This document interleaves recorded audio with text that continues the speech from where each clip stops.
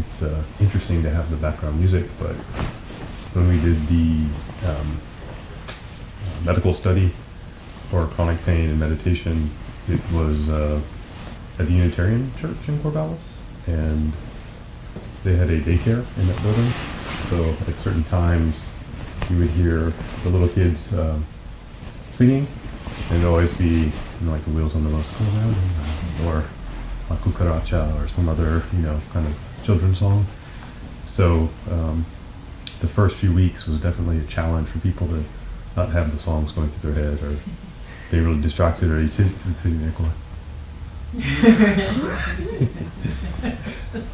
so we'll consider this advanced meditation class to overcome background music. So I remember that one time when we were in Paperspace and there was the 3-year-old's birthday party upstairs while we were meditating. We were trying to.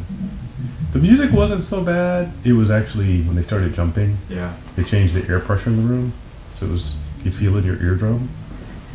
At least for me, it was a little painful. So. Not metaphorically, but literally.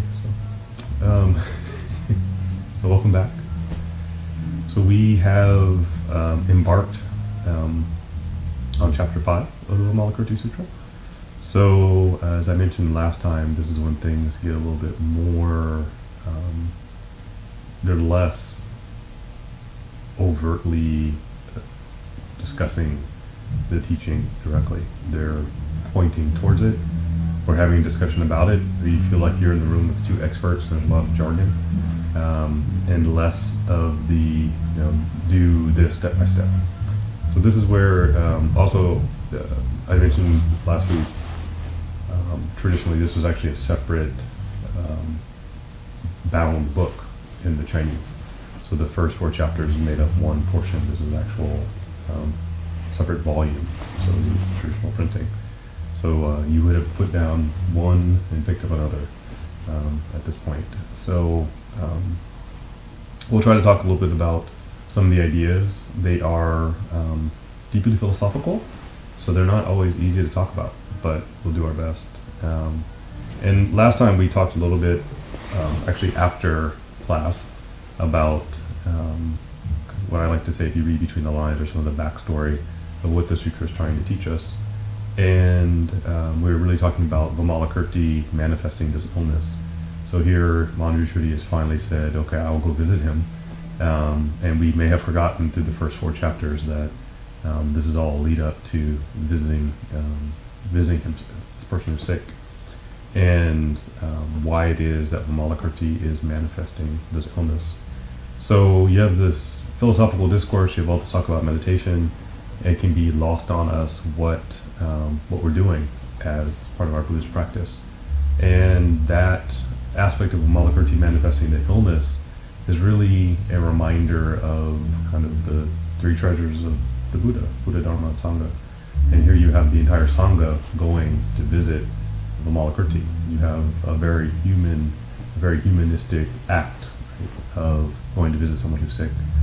So I think it's a good reminder that in the midst of our meditation, in the midst of what we think of as our personal spiritual practice, the sutra is really telling us not to forget about other people, and not to forget about them in a way that's very tangible. Right, just going to call on someone when they're ill. Right, it's very basic. I remember all the time, especially when I was younger, I would tag along with my grandmother to go visit people, and she would take cookies or cake or something. A lot of times people were getting older and they didn't get out very much. And she's like, oh, we're just going to call on somebody, we're going to stop by and visit with them. And now I think we see here in the Vimalakirti Sutra, I think the Buddhist Sutra telling us that's actually a very high level of spiritual practice. So in our Western, American Buddhist sense, if you were like me, started reading about Buddhism and that's how you came to it, it was in a book. It was something you did in your spare time, solo. I'm going to read this book about Buddhism and I'm going to learn or study the Buddhist teaching. And it didn't involve other people. So here you have the sutra reminding you that it's more than books, that it has to be something that you actually go out and do. And without that, you miss a lot. Right? You miss the feeling, you miss the scent of the incense, you miss the presence, you miss the background music. you miss, what is it like to, as we did meditation, meditate with a group, right? Is it easier? Is it harder? Does that bring a challenge? So it's not just a, my early days of meditating in my dorm room or something like that. It's an actual something that we do together, right? That we're sharing together, and that we benefit from that. So, it's a rich tapestry of teachings that are like really in the sutra, and so a lot of them it's very difficult to get at without experience. I studied Buddhism for a long time, and then I went to China, and it looked nothing like what I studied in the books. But you actually see a lot of things that teach you, right? You learn a lot by watching. You learn a lot about being in the atmosphere. So that's our background, right? All of this is, great that there's this deep philosophy, but don't forget to go visit people when they're ill. Right? Don't be afraid. So we had Manjushri saying, Vimalakirti is very difficult to visit because he's so smart.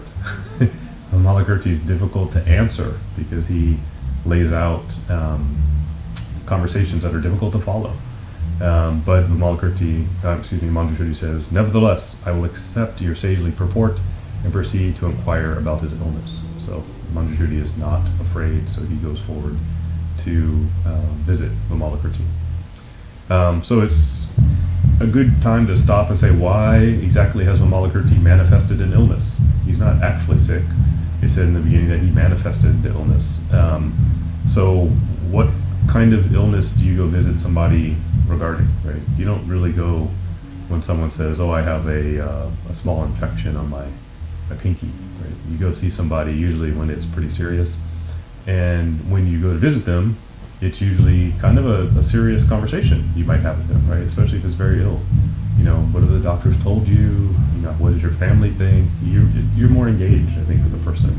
You're not on your cell phone going, so you getting better or what? Scrolling through a news feed. It tends to be more valuable, right, time with somebody if you're going to go visit at that time. And it may also, result in some reflection on yourself. So you might think, wow, what if that was me? What would my family do? What would I do in this situation? Right? So there's a lot happening when you manifest an illness. Vimalakirti could have manifested a party. He could have manifested, I'm moving, so come over and then I'll buy pizza for everybody if you help me, move this couch. But that's not what he did. He manifested illness. So we have to look, I think, a little bit about why did he do that versus something else. So it's also, I think, about what moves you, right? If you're in a meditation hut high in the mountains, why would you leave? What's going to get you to come back to the city? A party? Probably not. A new store opening? Unlikely, right?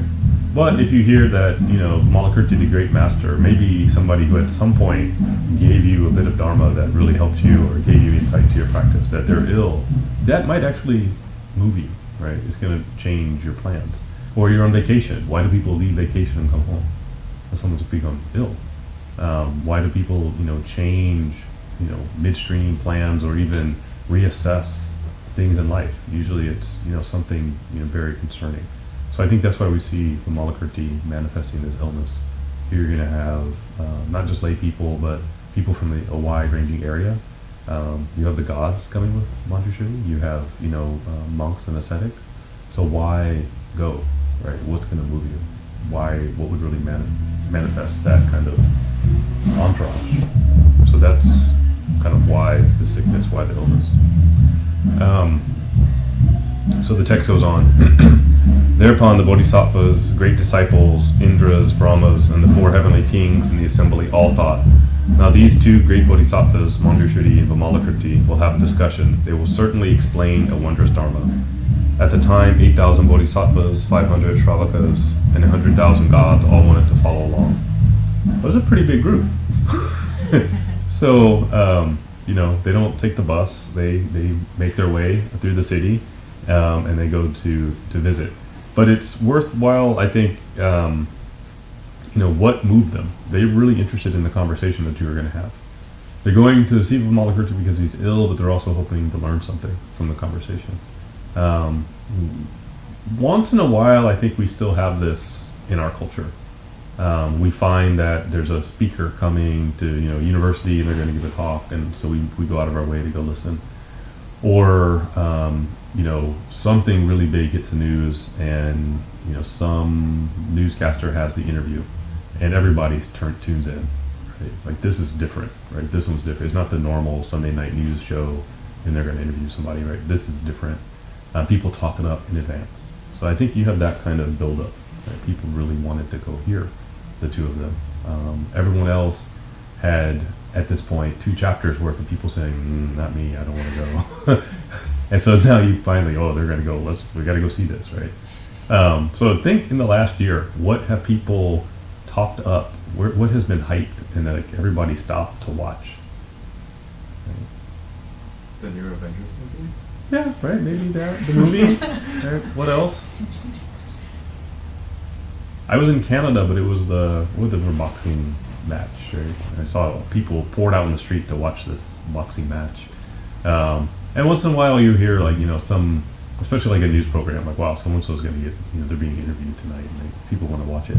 But we don't tend to say, perhaps I hear that these 2 great, people of deep wisdom and insight will have a conversation. Let's go watch, and everybody go. So maybe we're losing this. It's still possible, but here's a completely different, this is bigger than the McGregor and what was the other guy, the fight. I didn't know what was going on until I was walking through Vancouver and going, why is everybody in the street watching television and looking through the windows of restaurants with televisions, what's happening? So Manjushri departs with this host of people in tow, right? It's this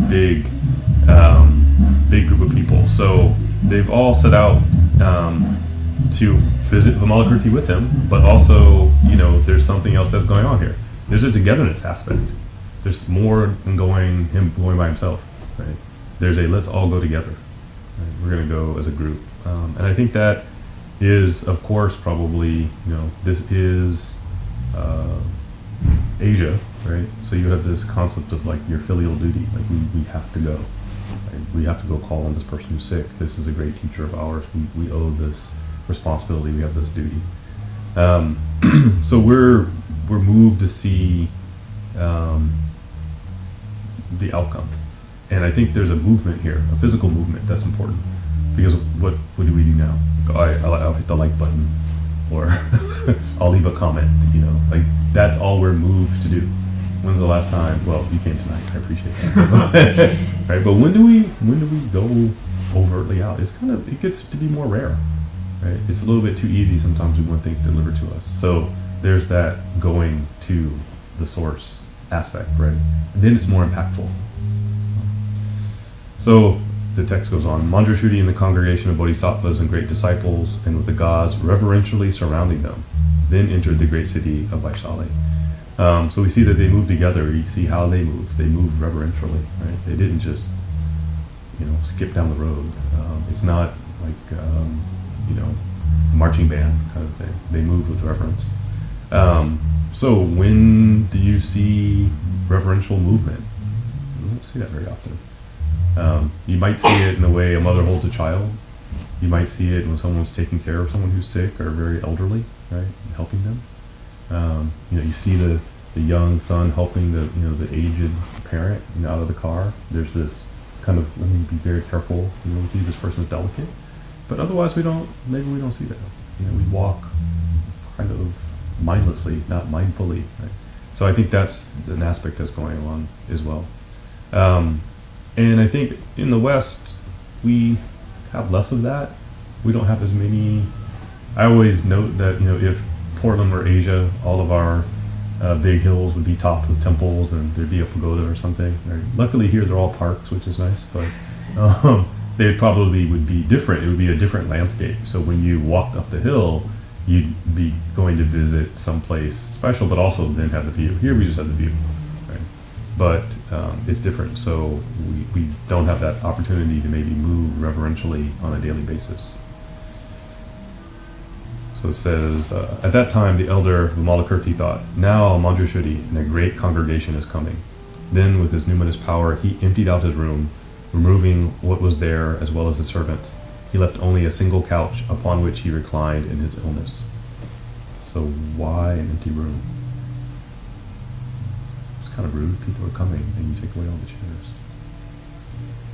Interesting. Okay, so keep that thought. Manjushri entered the house and he saw the room was empty, with Vimalakirti lying alone on a single couch. Then Vimalakirti said, "Welcome, Manjushri. You have come with a characteristic of not coming. You see with the characteristic of not seeing." And now comes the fun part. So, what does this mean? You've come with the characteristic of not coming. You're seeing this empty room with the characteristic of not seeing.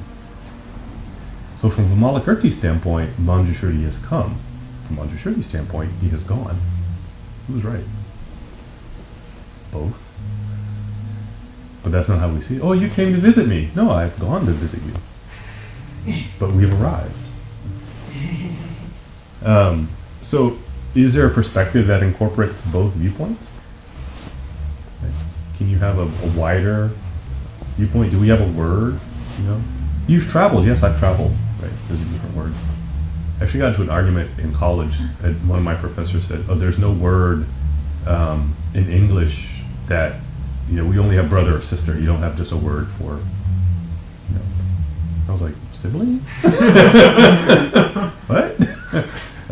Like, you know, so do we have this? But do we have a concept, right, of something that is without a polar opposite, right? So Vimalakirti points this out about Manjushri. I was thinking about this. What is this perspective of, what does it say? You have come with the characteristic of not coming. You know, where do we see this? So I'll tell you a story from Shingon history. So the Shikoku pilgrimage is, of course, famous in Japan and also becoming more famous outside Japan.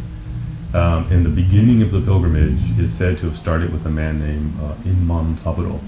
And Inmon Saburo was a wealthy man with a very large family. He had 8 sons, and he lived in Shikoku at that time. So this is during the time when Kukai was still practicing austerity, so he was going around begging for alms and you know, going from place to place. So a lot of the places on the pilgrimage are places that Kukai studied or lived or stayed, or something miraculous happened.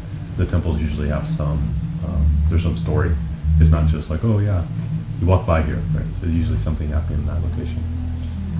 So in Mansaburo, at some point Kukai came to his home and begged for alms. And in Mansaburo was like, you know, send him away. We don't want any of this riffraff at my gate, you know, this dirty monk with his tattered robes. We don't want this guy. So Kukai comes back the next day and, you know, send him away again, you know, get him out of here. So Kukai keeps coming back, and Mansaburo keeps saying, shoo, right, get the heck out of here. So finally, Mansaburo has either himself or one of the servants just puts dog poop in the bowl. Like, here, that'll teach you, stop coming to my gate, like, get out of here, guy. So Mansaburo probably thinks, like, yeah, I should have. I don't want this, you know, this monk in my gated community. You know, this guy's got patches in his robe. You know, this is only the place for the rich. So shortly thereafter, Mansaboro's life kind of takes a turn. Things start to, he has troubles. His oldest son passes away. So the next day they're having the funeral, and the next son in line dies. So successively, he loses all of his sons. So you can imagine the anguish and the tears and the difficulty. So he begins to reflect on his life. He starts to see things differently. Right? So when you lose, you have that focus on, here I have an elder son, and the son's going to inherit the wealth and carry on the tradition, and you lose that, then what are you left with? You start to wonder, you know, does the big house and the title and the status mean very much? So Mansaburo starts to have a different perspective. So he hears from someone. He goes, oh, you should go seek the great master. Who is this great master? Oh, Kukai. He goes, oh, that's the guy with dog poop in his bowl. Oh, you know, so he wants to go apologize, ask for forgiveness. So he starts walking around the island of Shikoku looking for Kukai.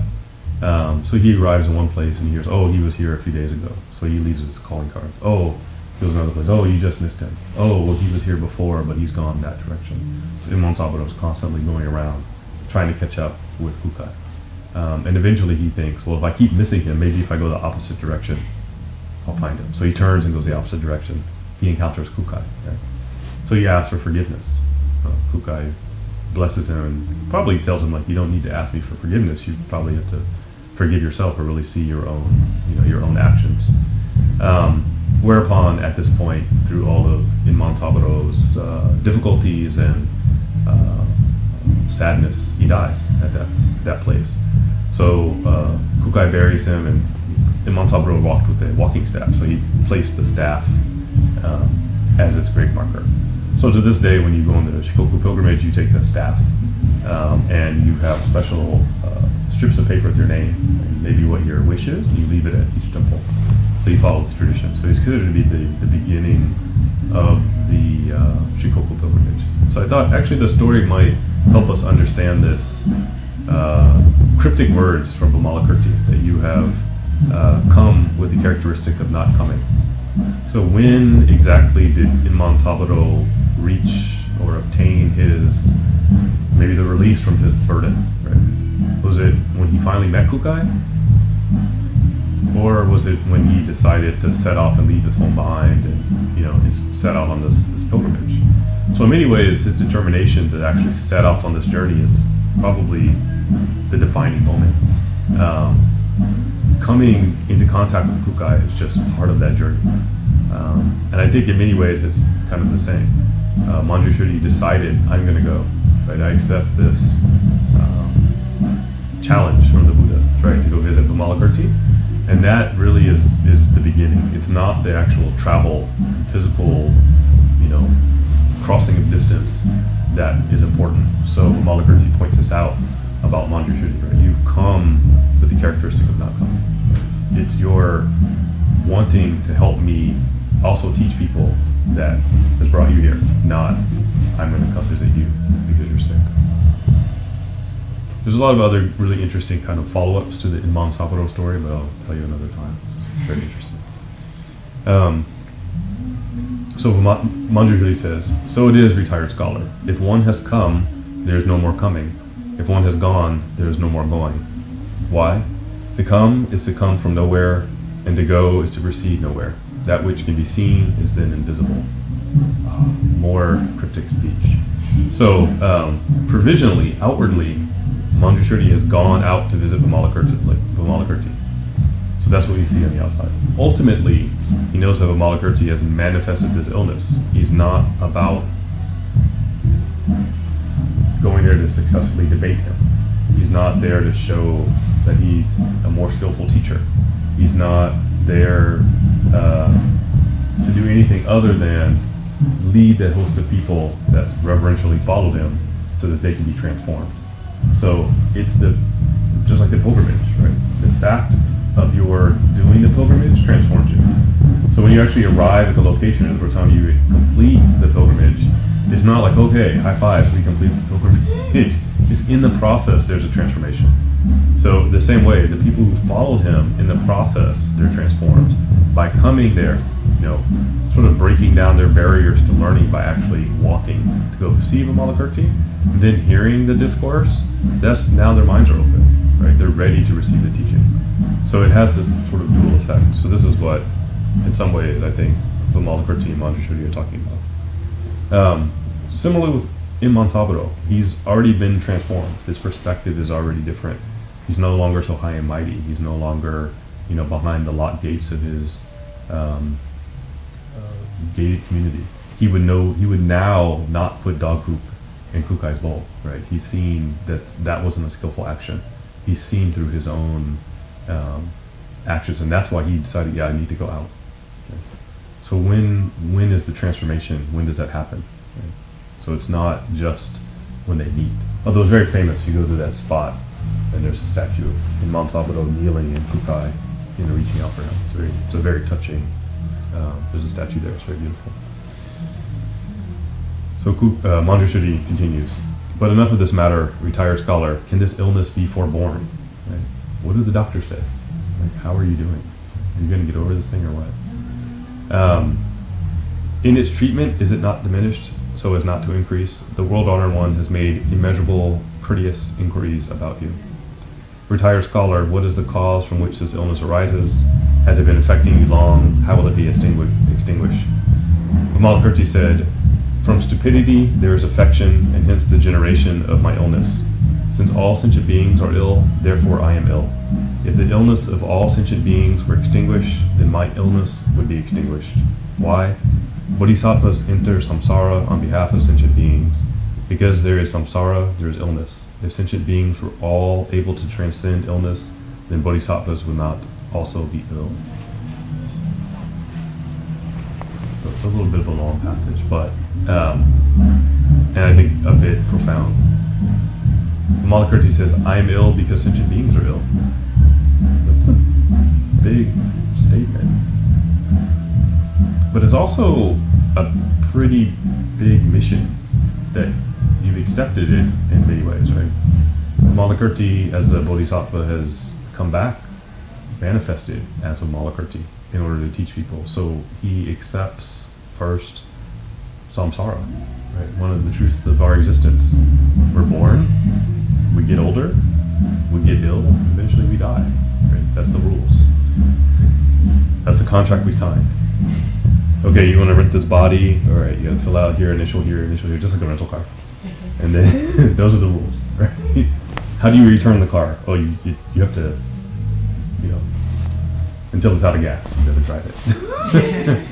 Right, that's the rule. So that's the truth of the existence, and he's subject to it because he's decided to come back. So even as a bodhisattva, even one manifesting as a layperson, in order to teach people, here's Vimalakirti, he's still subject to this. So that's one level of what he's saying.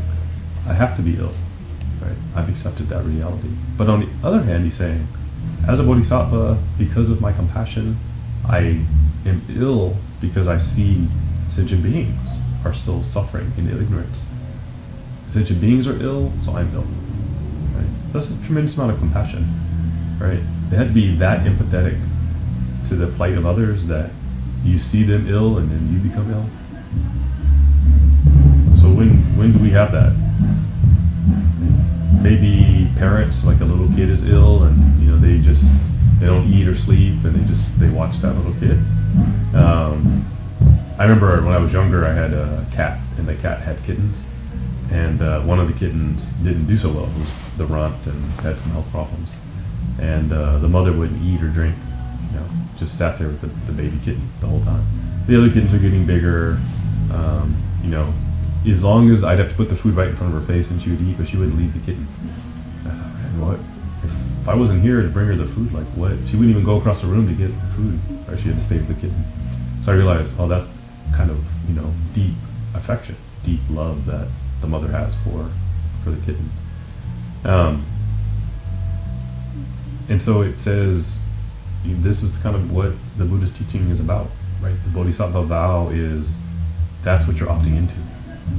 That's heavy, right? From a spiritual practice perspective, this is what you're vowing to do. This is what you're attempting to attain. So most of us would say, I'd rather be comfortable. I don't know if I want to go that far. But that's, right, that's what Vimalakirti says. From stupidity there is affection, and hence the generation of my illness. So he's also talking about sort of just basic Buddhist philosophy, that we start off with the concept of ignorance, right? Philosophical ignorance, not lack of education. That we don't really see how everything's connected. We don't really see how things play out. So we make a lot of maybe short-sighted decisions in life. And because of that, we manifest illness, sickness. So I think as a Buddhist medicine perspective, what is the ultimate cause of any illness? Birth. Why is this patient sick? Because they were born. I'm sure a regular doctor, God helping. Right, but in an ultimate sense, right, that's true. So Vimalakirti is saying, his words are there's acting out, I guess, on multiple levels here, right, in terms of how he's talking about the great sickness of ignorance. Right? How did sentient beings get into this position? Why are we here? Right, that great question of philosophy. Why are we here and what's it all about? And Vimalakirti says, because you don't know the answer, that's why you're sick. That's why I'm sick. Right? So he goes on. It is like an elder whose only son becomes ill, and the parent becomes ill as well. If the son recovers from the illness, the parents also recover. Bodhisattvas are like this. They have affection for sentient beings as if for their own children. When sentient beings are ill, the bodhisattvas are ill also. And when sentient beings recover from their illness, the bodhisattvas recover also. I really appreciate this passage because every once in a while, in Buddha Sutras, the Buddhas or Bodhisattvas suddenly become very approachable, right? And I think this perspective, this passage makes them very approachable. So you see this, beautiful statuary, or you see this beautiful painting or mandala, and you think, maybe that's far away from me, right? It doesn't seem part of my everyday experience. And then it says, right, the Bodhisattva is just like a parent. They have the same level of affection and concern for us like a parent would have. Well, then that's very relatable. Right? It's not all high-minded philosophy and, you have come without the characteristic of coming. What? I'm confused. Right? So suddenly it's very, very clear what the intention is, what the motivation of the Bodhisattva is, which is really helpful for us because if we're trying to emulate that, then, how should we treat other people? Wait, what's the expectation? So Buddhists aren't going to tell you how to vote, but I would say candidates off limits. Issues, though, totally on the table. So what are the issues, right? And if your issues are helping other people and considering the needs of others, that's good policy. If it's not considering the interconnectedness of things and the needs of other people, maybe time to revise. So this is very clear. How should we live? What kind of things should be important to us? Does it sound familiar? It probably does, because I've mentioned it before. It's almost directly from the Metta Sutta, which says, even as a mother protects her life to the depths, outwards and unbounded, free from hatred and ill will. Right? So this is actually generation of metta, this loving kindness feeling. It's one of the most basic meditative practices in Buddhism. It's in the earliest teachings of the Buddha. How should you practice? How should you set your mind? Right there. And we see it again repeated, even though Vimalakirti and Manjushri are having this, you're sitting on the sidelines listening, wow, this conversation is really deep. They're saying the very same thing. Right? So in the midst of all of that, sometimes I hear, especially in American Buddhism, well, these early Buddhist texts are more accurate. This later Mahayana stuff is something different. Not different. Same thing. Exactly the same teaching. No different. The presentation seems a little bit different, but I think it would be the same if, Aristotle, Plato, and Socrates are sitting around the table and having a conversation about compassion. Is one compassionate when you do this? Or is it only done for their own conceit? It would be the same conversation. Right? So we have the same thing. He also said, from what cause does this illness arise? The illness of bodhisattvas arises from great compassion. Who wants to buy that ticket? Would you like to be a bodhisattva? Yeah, that seems pretty good. Well, you're going to get an illness. No. Okay. So we don't think of bodhisattvas as having an illness, but this is your goal. What is the bodhisattva's ideal task? Please contract this contagion. And this contagion is compassion. And please suffer all its ill effects for the benefit of humanity. But that's what we're just telling you. Well, we don't think of it that way, but the benefit, the purpose of the conversation is to help the people listening. So in many ways, and I always appreciate this about the Buddhist teaching, it doesn't sugarcoat it, it gives it to you straight. It says you're going to get sick, heart sick, right?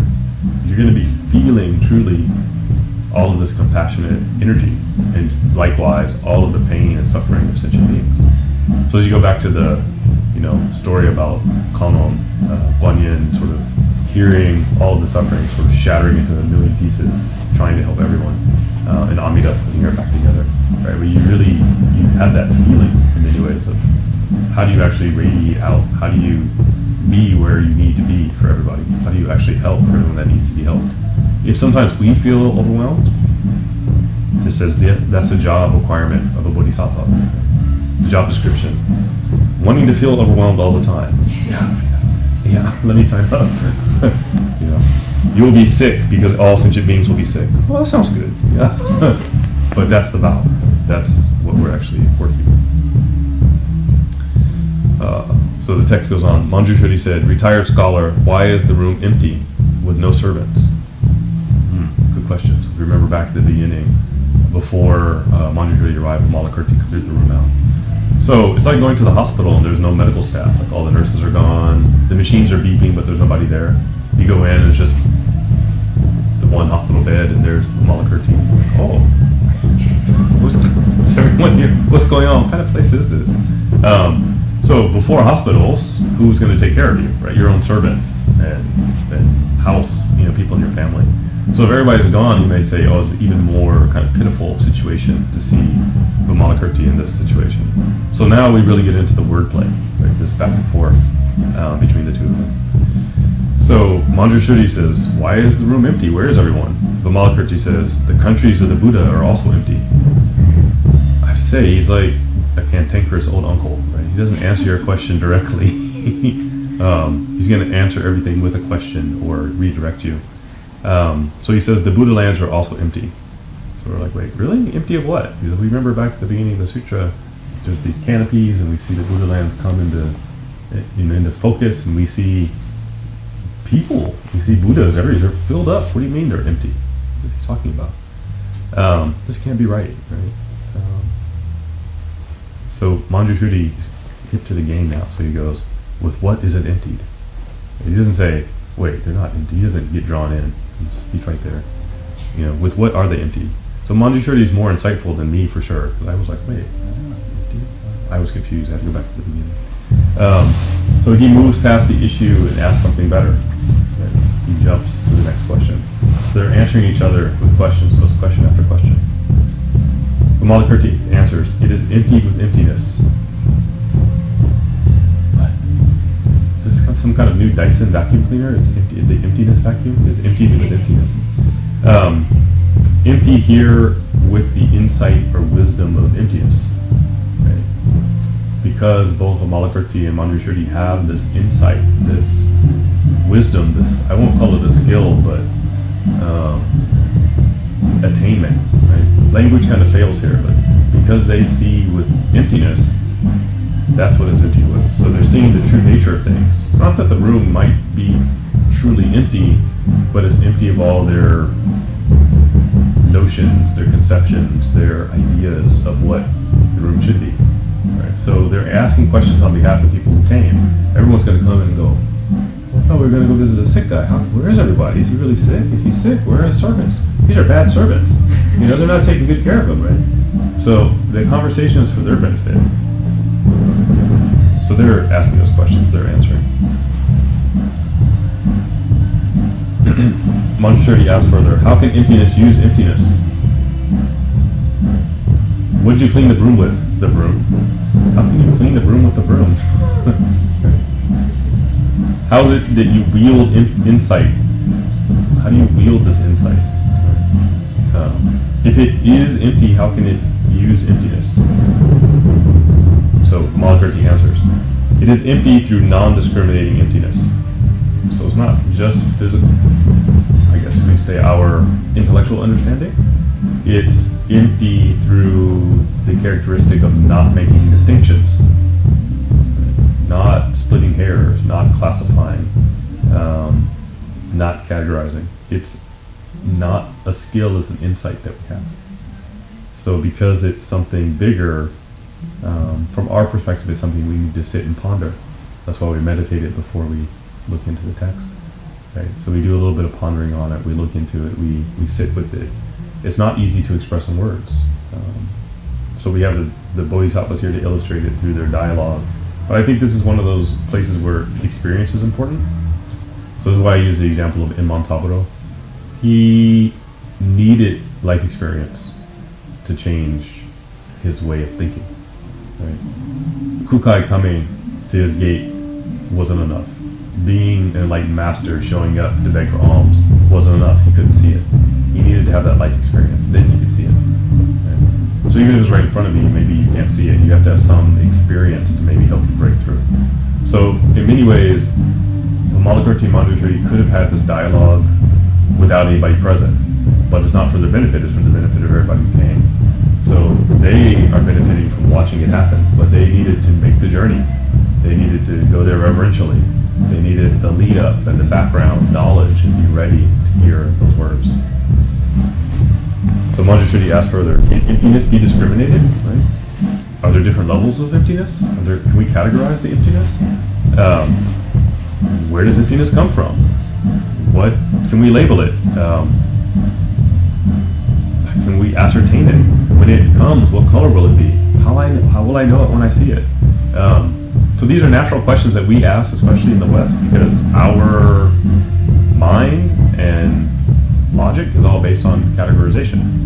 We have this family and this phylum and this level and it's like this. We do a lot of hair splitting. That's the basis of Western science, right? Categorizing, labeling, comparison, everything. Academia, everything flows from that. And we're saying here, stop. Very difficult. Very difficult. So Manjushri asked further, where should emptiness be sought? That was a good question. Where do I go? Right? Just like in Mount Sabado, which way? Do I go this way or do I go that way around the island? I'm trying to find Kukai. Is it in this corner? Is it on sale somewhere? Does this store have it? Can I only get it online? Where should emptiness be sought? It's only available for a limited time event. I'm sure they'll have a sale though on Black Friday. Is it a distant mountaintop? Is it in a temple somewhere? That's an important question because we're going to go like, okay, yeah, I want to get this. Where do I go? Right? Where do I find it? So Vimalakirti answers, it should be sought within the 62 heterodox views. So everyone's going to scratch their head. Wait, we're learning, we just left the Buddha to come here to learn from you guys, and you guys say to understand emptiness, we have to study non-Buddhist teaching? Why is that? Can you imagine this discourse on a cable show? Right? You turn on CNN and this is like the conversation? No. You won't find it. So in many ways we are at a disadvantage because I think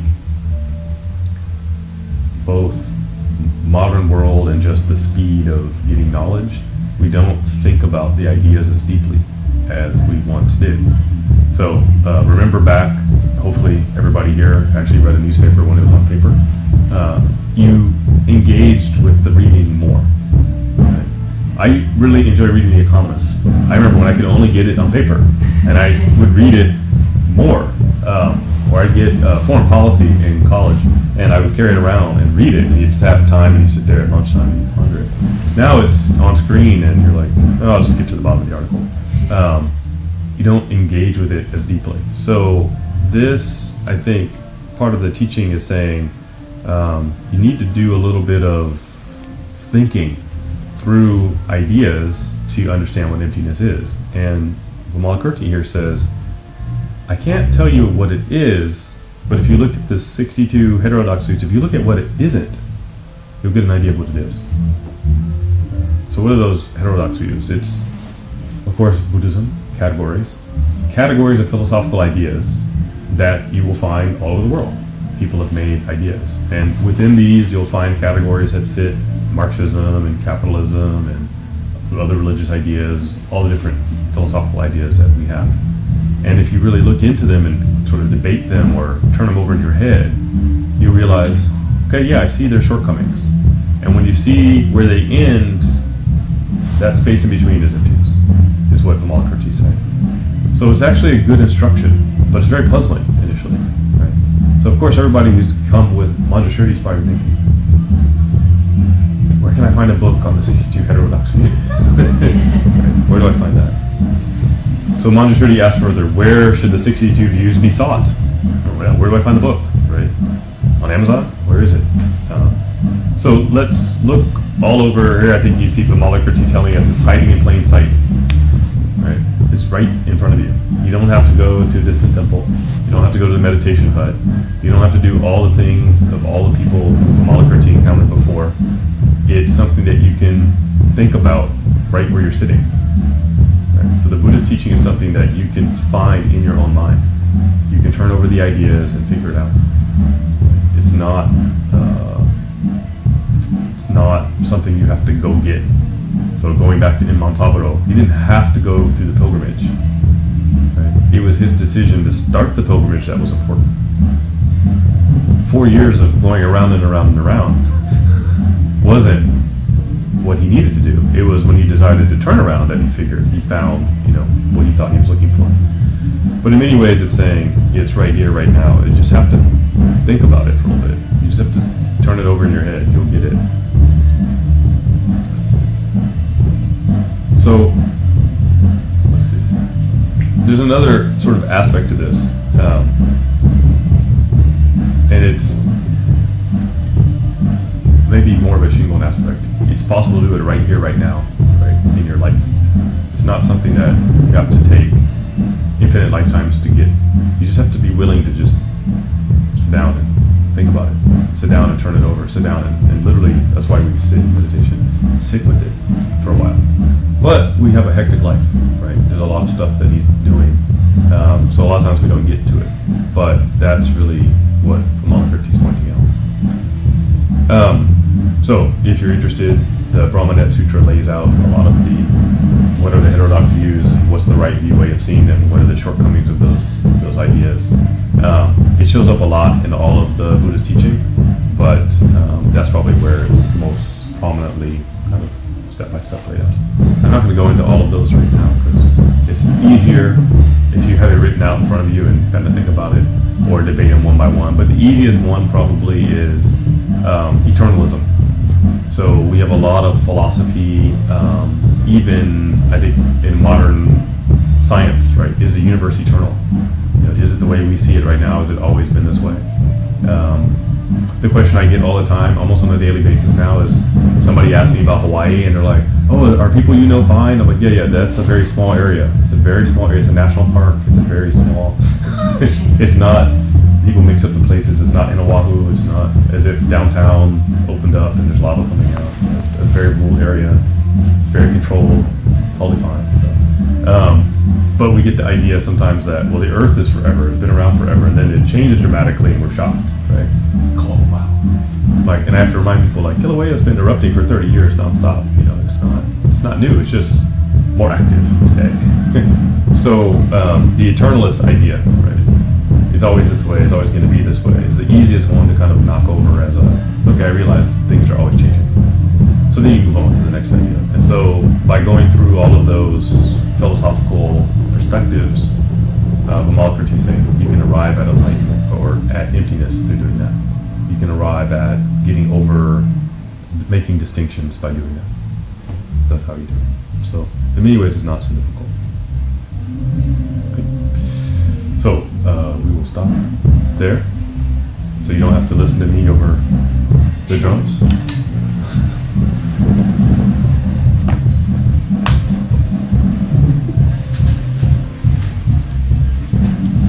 And in the book is the last page, so the dedication of merit. So the dedication of merit, the echo, also lines up very much with this illness of the bodhisattva, right? Having so much compassion that you're thinking about all sentient beings. So in the spirit of the Vimalakirti Sutra, if there's someone who needs a little bit more of your compassion, maybe they're sick or couldn't be here or couldn't be with you, or an issue, you can keep that in mind as we recite the dedication of merit.